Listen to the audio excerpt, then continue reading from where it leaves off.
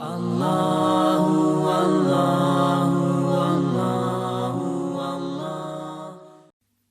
نور کی آیت نمبر 11، سورہ نور کا دوسرا رکوع اور 18ویں پارے کا 8واں رکوع۔ اللہ رب العالمین نے ارشاد فرمایا، ان الذین جاؤوا بالافک عصبۃ منکم، بے شک وہ کہ یہ بڑا بہتان لائے ہیں تمہیں میں سے ایک گروہ ہے۔ اس آیت کریمہ میں ایک بڑے بہتان کا ذکر ہے۔ فرمایا جن لوگوں نے بڑا بہتان لگایا ہے یہ وہ لوگ ہیں جو منافق ہیں اور مسلمانوں کے درمیان گھسے ہوئے ہیں۔ بڑے بہتان سے مراد حضرت ام المومنین عائشہ صدیقہ رضی اللہ تعالی عنہا پر تہمت لگانا ہے۔ سن 5 ہجری میں غزوہ بنی مصطلق سے واپسی کے وقت قافلہ مدینہ منورہ کے قریب ایک جگہ پر رکا۔ قریب مدینہ قافلہ ایک پڑاؤ پر ٹھہرا تو ام المومنین حضرت عائشہ صدیقہ رضی اللہ تعالی عنہا ضرورت کے لیے کسی گوشے میں تشریف لے گئیں۔ وہاں آپ کا ہار ٹوٹ گیا، اس کی تلاش میں مصروف ہو گئیں۔ ادھر قافلے نے کوچ کیا، قافلہ روانہ ہو گیا اور آپ کا محمل شریف اونٹ پر کس دیا گیا۔ محمل اونٹ کے اوپر جو کجاوا رکھا جاتا ہے، جو ڈولی ٹائپ کا ہوتا ہے جس میں چاروں طرف پردے لگے تھے، وہ آپ کا محمل شریف اٹھا کر اونٹ پہ رکھ دیا گیا اور اسے کس دیا گیا۔ اٹھانے والوں کو یہ خیال گزرا کہ ام المومنین اس کے اندر جلوہ افروز ہیں، قافلہ چل دیا۔ آپ واپس آئیں، آ کر آپ قافلے کی جگہ پر بیٹھ گئیں اور آپ نے خیال کیا کہ میری تلاش میں قافلہ ضرور واپس ہوگا۔ قافلے کے پیچھے گری پڑی چیز اٹھانے کے لیے ایک صاحب رہا کرتے تھے۔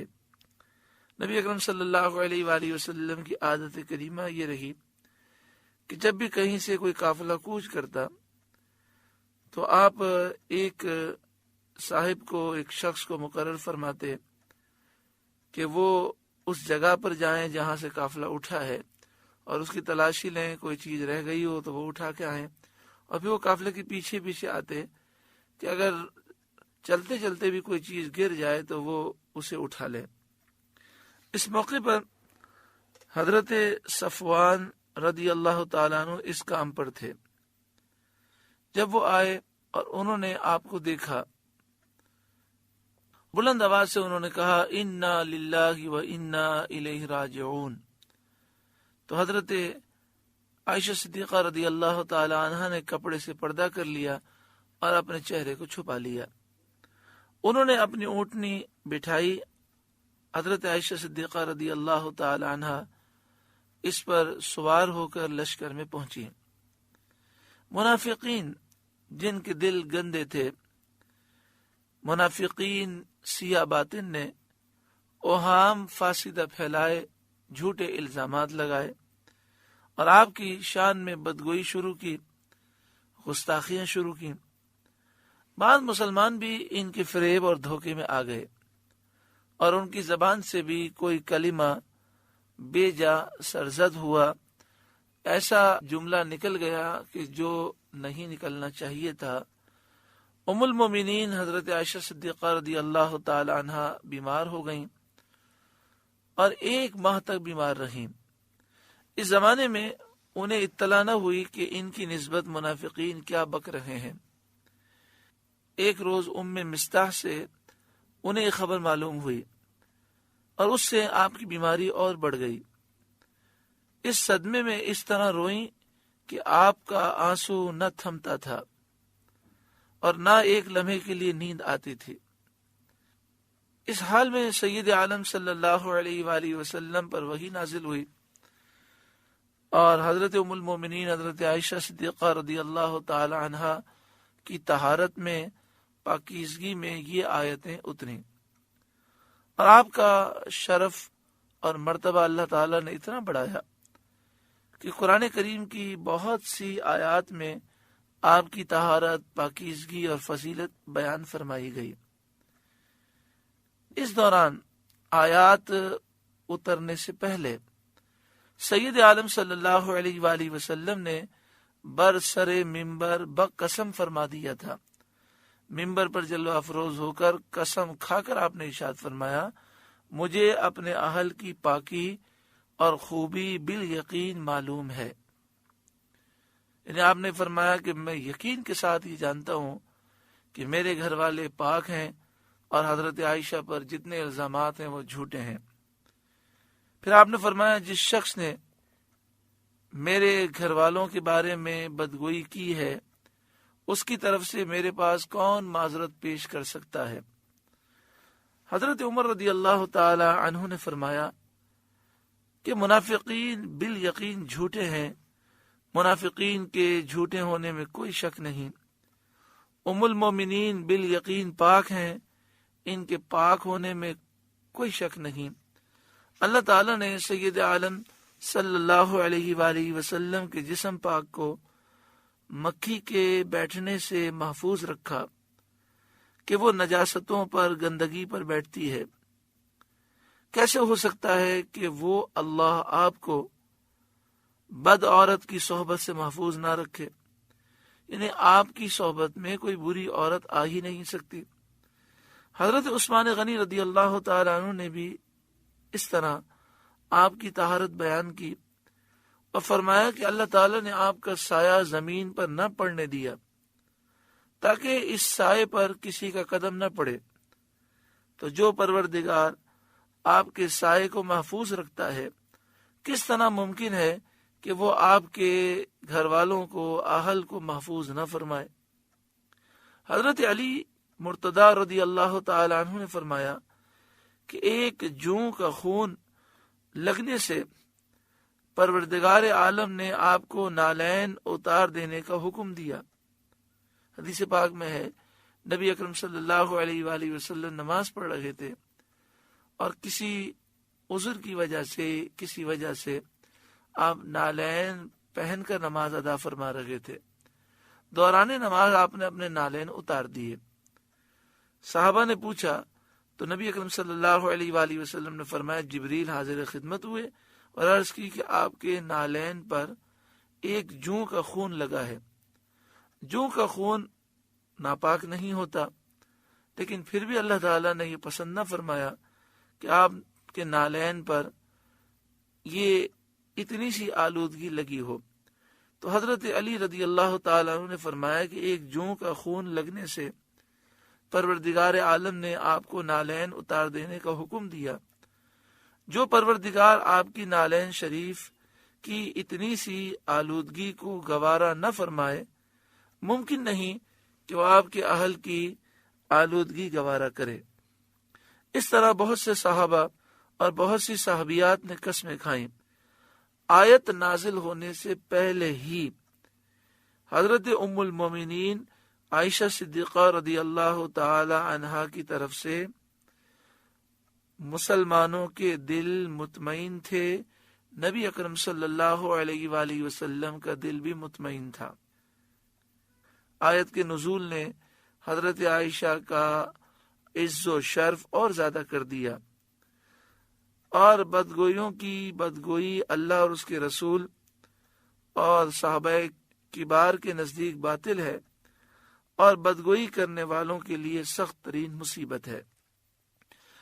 اس پورے واقعے سے یہ بالکل بات واضح ہوئی کہ آیات نازل جو کی گئیں صحابہ کرام علیہم رضوان اور نبی اکرم صلی اللہ علیہ وآلہ وسلم پہلے ہی مطمئن تھے کہ حضرت عائشہ صدیقہ رضی اللہ تعالی عنہ پاک ہیں، اور ان کے ذہن میں ذرہ برابر بھی یہ بدگمانی نہیں تھی کہ انہوں نے کوئی ایسا معاملہ کیا ہے۔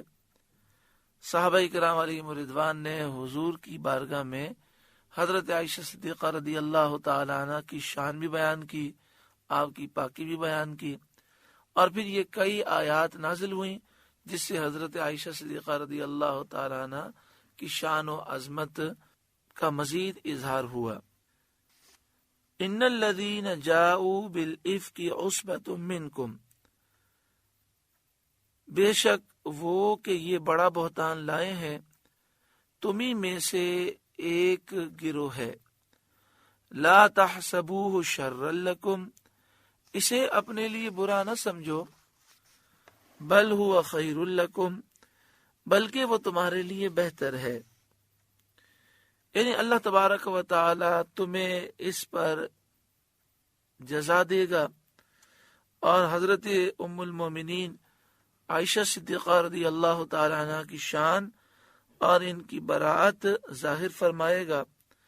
چنانچہ اس براءت میں اللہ نے 18 آیتیں نازل فرمائیں، بعض کہتے ہیں 17 آیات نازل ہوئیں، بعض اور تعداد بیان کرتے ہیں، لیکن اعلی حضرت امام اہل سنت امام احمد رضا علیہ رحمہ کے خلیفہ صدر افاضل حضرت علامہ سید نعیم الدین مراد آبادی علیہ رحمہ نے تفسیر خزائن العرفان میں لکھا، چنانچہ اس برات میں اللہ نے 18 آیتیں نازل فرمائیں۔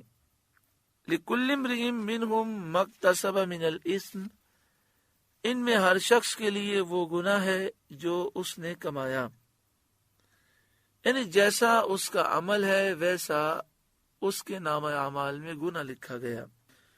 کسی نے طوفان اٹھایا، کسی نے بہتان اٹھانے والوں کی زبانی موافقت کی اور زبان سے کہا کہ ہاں تمہاری بات صحیح معلوم ہوتی ہے، کوئی ہنس دیا، کسی نے خاموشی کے ساتھ سن ہی لیا۔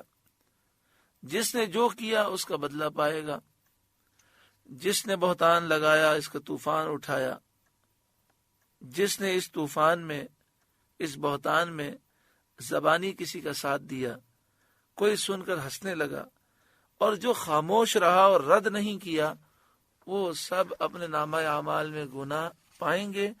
جس نے جتنا زیادہ گناہ کیا اتنے ہی نامہ اعمال میں اس کے لیے گناہ کی شدت لکھی جائے گی۔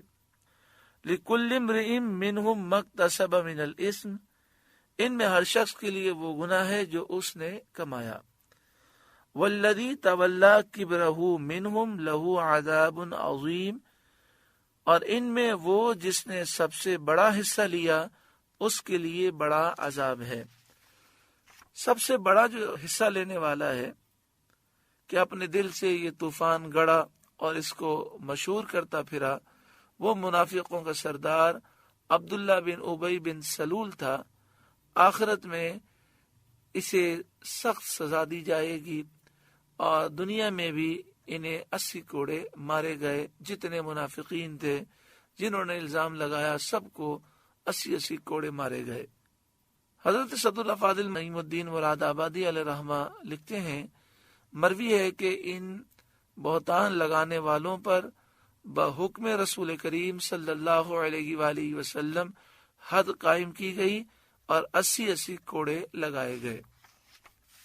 لولا اذ سمعتموه ظن المؤمنون والمؤمنات بانفسهم خیرا، کیوں نہ ہوا جب تم نے اسے سنا تھا کہ مسلمان مردوں اور مسلمان عورتوں نے اپنوں پر نیک گمان کیا ہوتا، یعنی اس میں مذمت کی جا رہی ہے ان لوگوں کی کہ جنہوں نے نیک گمان نہیں کیا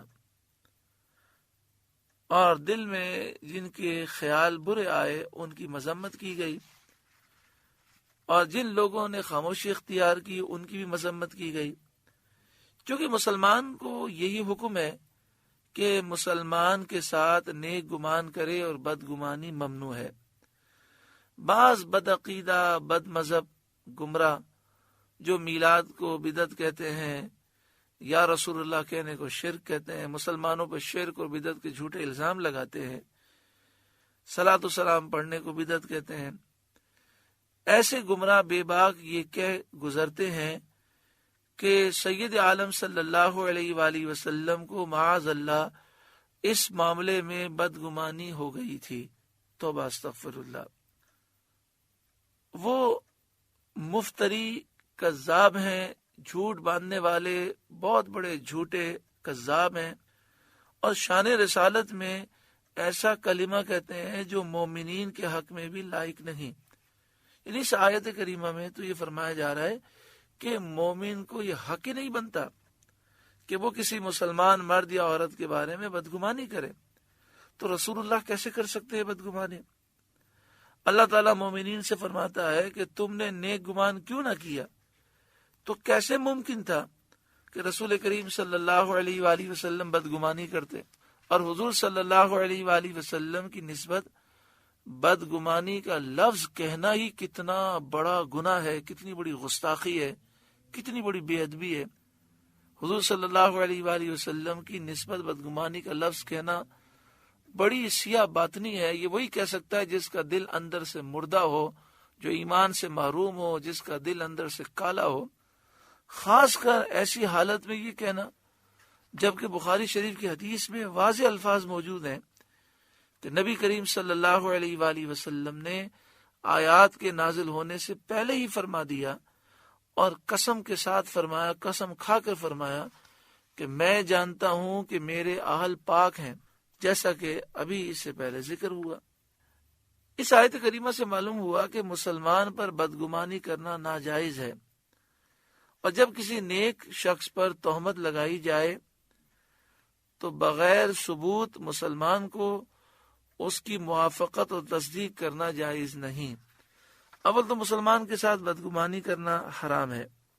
اگر کوئی شخص کسی نیک آدمی پر تہمت لگائے، جب تک وہ ثبوت پیش نہ کرے ہمیں اس تہمت کی تصدیق ہرگز نہیں کرنی چاہیے، اور ثبوت بھی وہ ہو جو شرعی اعتبار سے صحیح ثبوت ہو۔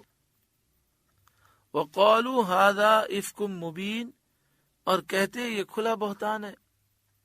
یعنی مومنوں نے جب یہ سنا تو فوراً ان کو یہ کہنا چاہیے تھا کہ یہ کھلا بہتان ہے۔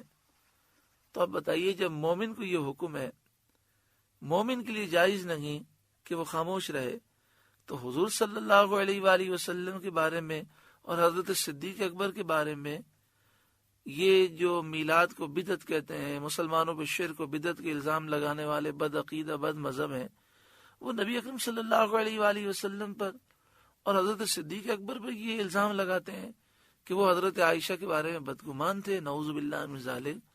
یہ تو ہر مسلمان پر فرض ہے کہ جب حضرت عائشہ کے متعلق انہوں نے سنا تو اللہ فرماتا ہے کہ انہیں یہ کہنا ضروری تھا کہ یہ کھلا بہتان ہے۔ تو حضرت صدیق اکبر نے اس کے کھلا بہتان تسلیم کیا، اور پیارے آقا صلی اللہ علیہ وآلہ وسلم نے بھی اسے بہتان قرار دیا، اور آپ نے تو قسم کھا کر ارشاد فرمایا کہ میرے اہل پاک ہیں۔ وَقَالُوا هَذَا إِفْكٌ مُبِينٌ، اور کہتے یہ کھلا بہتان ہے، یعنی بالکل جھوٹ ہے، بے حقیقت بات ہے۔ لَوْلَا جَاءُوا عَلَيْهِ بِأَرْبَعَةِ شُهَدَاءَ، اس پر 4 گواہ کیوں نہ لائے؟ جن لوگوں نے یہ الزام لگایا ان پر لازمی تھا کہ وہ 4 گواہ لے کر آتے۔ فَإِذْ لَمْ يَأْتُوا بِالشُّهَدَاءِ، تو جب گواہ نہ لائے، فَأُولَئِكَ عِندَ اللَّهِ هُمُ الْكَاذِبُونَ، تو وہی اللہ کے نزدیک جھوٹے ہیں۔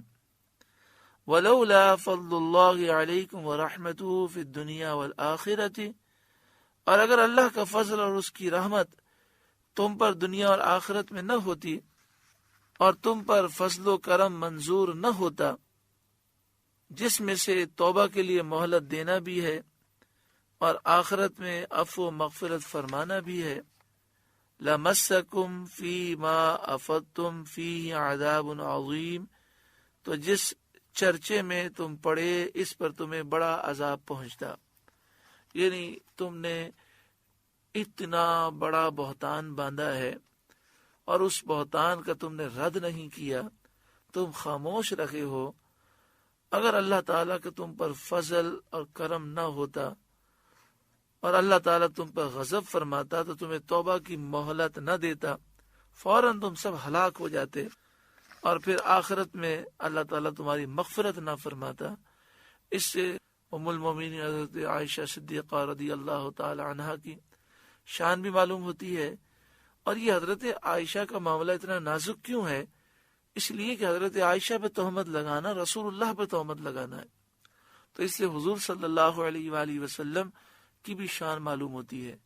اور یہ مفسرین نے، محدثین نے یہ بات لکھی ہے کہ حضرت عائشہ صدیقہ رضی اللہ تعالی عنہا سے نبی اکرم صلی اللہ علیہ وآلہ وسلم کو خاص الفت تھے، تو جس نے بھی تاریخ میں حضرت عائشہ پر تہمت لگائی، آپ کی بے ادبی کی، دنیا ہمیشہ اسے دیکھے گی کہ وہ ذلیل و رسوا ہوا، اور انشاءاللہ آئندہ بھی ایسے لوگ ذلیل و رسوا ہوں گے۔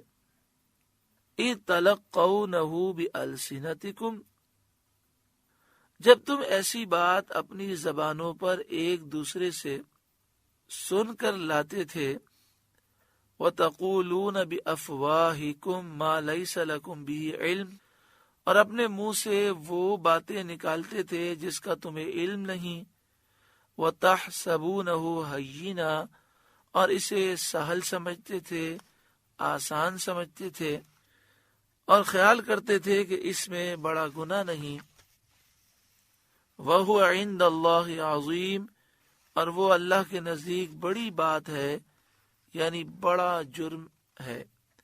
یعنی اے مسلمانوں، تم میں سے جو منافقوں کی باتوں میں آ گئے، اپنی زبان پر ایک دوسرے سے سن کر ایسی باتیں لاتے تھے، اپنے منہ سے وہ باتیں نکالتے تھے جس کا تمہیں علم نہیں، تم سمجھ رہے تھے یہ تو ہم ڈسکس کر رکھے ہیں، اس معاملے کو تم نے آسان سمجھا، حالانکہ اس طرح کی باتوں پر ڈسکس کرنا، گفتگو کرنا کی، یہ اللہ کے نزدیک بہت بڑا جرم تھا کہ حضرت عائشہ صدیقہ رضی اللہ تعالی عنہ کی شان و عظمت اللہ تعالی کی بارگاہ میں وہ بلند ہے کہ اس معاملے پر تم نے جو کلام کیا یا کلام سن کر خاموش رہے، تم نے رد نہ کیا، تم نے بہت بڑا گناہ کیا۔ آپ ان آیات کو دیکھیں، پورے قرآن پاک میں اتنی شدت کے ساتھ مذمت کسی اور گناہ پر محسوس نہیں ہوتی جتنی اس گناہ پر شدت کے ساتھ مذمت کی گئی۔ اس سے حضرت عائشہ صدیقہ رضی اللہ تعالی عنہ کی شان و عظمت معلوم ہوتی ہے۔ وَلَوْلَا إِذْ سَمِعْتُمُوهُ قُلْتُمْ مَا يَكُونُ لَنَا أَن نَّتَكَلَّمَ بِهَذَا، اور کیوں نہ ہوا جب تم نے سنا تھا، کہا ہوتا کہ ہمیں نہیں پہنچتا کہ ایسی بات کہیں، یہ ہمارے لیے روا نہیں، کیونکہ ایسا ہو ہی نہیں سکتا۔ یعنی یہاں پھر مذمت کی گئی، جب تم نے یہ سنا تو تم نے فوراً یہ کیوں نہیں کہا کہ ایسا ہو ہی نہیں سکتا، ہمارے لیے جائز ہی نہیں کہ ہم اس طرح کی بات کریں۔ سبحانک ھذا بہتان عظیم، الہی پاکی ہے تجھے، یہ بڑا بہتان ہے۔ تمہیں سنتے ہی فوراً یہ کہنا چاہیے تھا، سبحانک، الہی تجھے پاکی ہے، یہ بڑا بہتان ہے۔ اب اس آیت کریمہ میں فرمایا گیا کہ تمہیں کہنا چاہیے تھا کہ الہی تجھے پاکی ہے، اس سے کہ تیرے نبی کی حرم کو فجور سے آلودگی پہنچے۔ اے مالک، تو پاک ہے، تیرے نبی پاک ہیں، اور یہ ہو نہیں سکتا کہ تیرے نبی کے گھر والوں کو اس طرح کے گناہ کی کوئی آلودگی پہنچ سکے۔ سبحانک، تجھے پاکی ہے۔ حضرت صدر الافاضل مولانا نعیم الدین مراد آبادی علیہ رحمہ لکھتے ہیں، مسئلہ یہ ممکن ہی نہیں کہ کسی نبی کی بیوی بدکار ہو سکے، اگرچہ اس کا کفر میں مبتلا ہونا ممکن ہے، کیونکہ انبیاء کفار کی طرف مبعوث ہوتے ہیں، تو ضروری ہے کہ جو چیز کفار کے نزدیک بھی قابل نفرت ہو، اس سے وہ پاک ہوں، اور ظاہر ہے کہ عورت کی بدکاری ان کے نزدیک قابل نفرت ہے۔ تفسیر کبیر کے حوالے سے حضرت صدر الافاضل علیہ رحمہ نے یہ بات لکھی، خلاصہ اس کا یہ ہے کہ نبی کی زوجہ کافرہ ہو سکتی ہے، منافقہ ہو سکتی ہے، لیکن وہ یہ گناہ میں مبتلا نہیں ہو سکتی، کیونکہ جس چیز کو کافر عیب سمجھتے ہیں، اللہ تعالیٰ نبیوں کو ان چیزوں سے محفوظ رکھتا ہے۔ تو کافروں کے نزدیک کفر تو عیب نہیں ہے، لیکن بدکاری عیب ہے تو نبی کی زوجہ اس طرح کا معاملہ کرے یہ ممکن ہی نہیں ہے، یہ ناممکن ہے۔ اس لیے فرمایا کہ تمہیں سنتے ہی کہنا چاہیے تھا سبحانک ھذا بہتان عظیم، الہی پاکی ہے تجھے، یہ بڑا بہتان ہے۔ یعظکم اللہ ان تعودوا لمثلہ ابدا ان کنتم مؤمنین، اللہ تمہیں نصیحت فرماتا ہے کہ اب کبھی ایسا نہ کہنا اگر ایمان رکھتے ہو۔ وَيُبَيِّنُ اللَّهُ لَكُمُ الْآيَاتِ، اور اللہ تمہارے لیے آیتیں صاف بیان فرماتا ہے۔ وَاللَّهُ عَلِيمٌ حَكِيمٌ، اور اللہ علم و حکمت والا ہے۔ إِنَّ الَّذِينَ يُحِبُّونَ أَن تَشِيعَ الْفَاحِشَةُ فِي الَّذِينَ آمَنُوا، وہ لوگ جو چاہتے ہیں کہ مسلمانوں میں برا چرچا پھیلے، بے حیائی پھیلے، لہم عذاب علیم فی الدنیا والآخرہ، ان کے لیے دردناک عذاب ہے دنیا اور آخرت میں، یعنی اس جہاں میں بھی ان کے لیے عذاب ہے، اور وہ حد قائم کرنا ہے۔ جن لوگوں نے یہ بہتان لگایا انہیں 80 کوڑے مارے گئے، اور آخرت میں ان کے لیے عذاب ہے، جہنم ہے، اگر بغیر توبہ کے یہ مر جائیں۔ واللہ یعلم وانتم لا تعلمون، اور اللہ جانتا ہے اور تم نہیں جانتے۔ اللہ رب العالمین دلوں کے راز جانتا ہے، باطن کے احوال جانتا ہے، لیکن تم نہیں جانتے۔ اس آیت کریمہ میں اس بات کی مذمت کی گئی کہ کوئی مسلمانوں میں بے حیائی پھیلانا چاہے، برا چرچا پھیلانا چاہے۔ یہ بات یاد رکھیں کہ ایک ہے خود بے حیائی میں مبتلا ہونا، اور دوسرا ہے مسلمانوں میں بے حیائی عام کرنا۔ خود بھی بے حیائی سے بچنا چاہیے، اور مسلمانوں میں بھی بے حیائی کو عام کرنے سے بچنا چاہیے۔ پوری کوشش ہونی چاہیے کہ ہماری وجہ سے کوئی بدنگاہی نہ کرے، ہماری وجہ سے کسی کا ذہن گندا نہ ہو۔ افسوس ہے ان بھائیوں پر، ہماری ان بہنوں پر کہ جو واٹس ایپ اور فیس بک اور انٹرنیٹ کے مختلف ذرائع کے ذریعے مختلف پکچرز اور ویڈیوز شیئر کرتے ہیں، سینڈ کرتے ہیں، فارورڈ کرتے ہیں، حالانکہ ان میں بے حیائی ہوتی ہے۔ تو ایسے لوگ بے حیائی پھیلانے کا ذریعہ ہوتے ہیں۔ اسی طرح جو اپنی پروڈکٹس پر مختلف قسم کی عورتوں کی تصویریں شائع کرتے ہیں، اخبارات میں، میگزین میں، اسی طرح ٹی وی چینلز پر، اسی طرح اشتہارات میں، انہیں بھی سوچنا چاہیے کہ وہ مسلمانوں میں بے حیائی پھیلانے کے ذمہ دار ہیں۔ اور اللہ فرماتا ہے کہ جو یہ پسند کرتے ہیں کہ مسلمانوں میں بے حیائی پھیلے، ان کی دنیا بھی برباد ہوگی اور آخرت بھی برباد ہوگی۔ خدا را اپنی جان پر رحم کریں، اور اپنی پروڈکٹ کو بڑھانے کے لیے، اپنے اشتہار کے لیے عورتوں کی تصویریں نہ شائع کریں، اس سے اپنے آپ کو بچائیں۔ کیا فائدہ اس دولت کا کہ جس دولت میں برکت نہ ہو، سکون نہ ہو، چین نہ ہو، دنیا بھی برباد ہو، آخرت بھی برباد ہو۔ دولت تو قارون کے پاس بھی تھی، فرعون کے پاس بھی تھی، نمرود کے پاس بھی تھی۔ صرف دولت کا مل جانا کوئی کامیابی نہیں ہے۔ اللہ سے دعا مانگیں عثمان غنی کے خزانہ نصیب ہو۔ تو حرام کام کر کے جو دولت ملتی ہے وہ حرام ہوتی ہے، وہ تباہ کر دیتی ہے انسان کو۔ تو جتنے بھائی سن رہے ہیں، سب سے گزارش ہے کم از کم یہ پوری کوشش کریں کہ ہماری وجہ سے کسی مسلمان میں بے حیائی عام نہ ہو، ہم بے حیائی پھیلانے کا ذریعہ نہ ہوں۔ وَلَوْلَا فَضْلُ اللَّهِ عَلَيْكُمْ وَرَحْمَتُهُ، اور اگر اللہ کا فضل اور اس کی رحمت تم پر نہ ہوتی، وَأَنَّ اللَّهَ رَؤُوفٌ الرَّحِيمٌ، اور یہ کہ اللہ تم پر نہایت مہربان مہر والا ہے، یعنی اگر اللہ کا فضل اور اس کی رحمت تم پر نہ ہوتی تو تم اس تہمت لگانے اور خاموش رہنے کا مزہ چکھتے، تمہیں برباد کر دیا جاتا۔ یعنی اس میں بار بار یہ ذکر کیا گیا کہ جب منافقین نے یہ بات کہی تو تم خاموش کیوں رہے؟ تمہیں فوراً رد کرنا چاہیے تھا. تم کہتے یہ بہتان عظیم ہے، یہ جھوٹ ہے، ایسا ہو ہی نہیں سکتا. ہذا افکم مبین، یہ کھلا بہتان ہے، تم یہ کہتے. اب آپ مجھے بتائیے، جو مسلمان خاموش رہے، رد نہیں کیا، ان کی قرآن مذمت فرما رہا ہے. تو بدعقیدہ بد مذہب لوگ نبی کے بارے میں ہی کہتے ہیں نعوذ باللہ من ذالک. پیارے آقا صلی اللہ علیہ وآلہ وسلم بدگمانی کا شکار ہو گئے تھے، حضرت صدیق اکبر شکار ہو گئے تھے، حضرت عائشہ رضی اللہ تعالیٰ عنہ کی والدہ شکار ہو گئی تھی بدگمانی کا. لا حول ولا قوت الا باللہ. اصل میں انہوں نے مسلمانوں پر شرک و بدعت کے جب الزام لگائے اور مسلمانوں کے دلوں سے محبت رسول نکالنے کی کوشش کی تو یہ بیچارے ایمان سے محروم ہو گئے. کوئی بھی مسلمان اس طرح کی بات نہیں کر سکتا.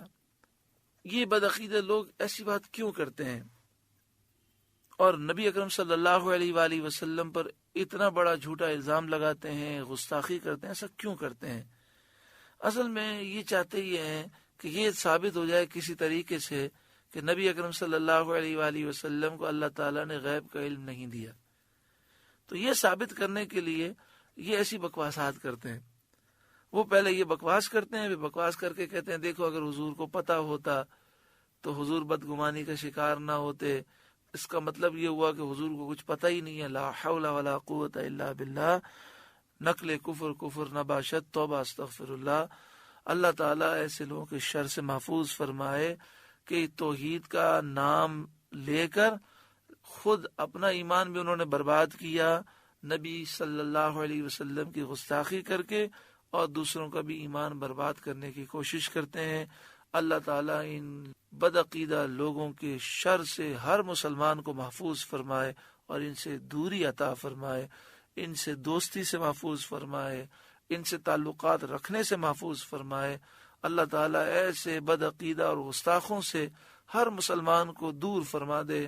اللہ ہم سب کے ایمان کی حفاظت فرمائے. اللہ اللہ اللہ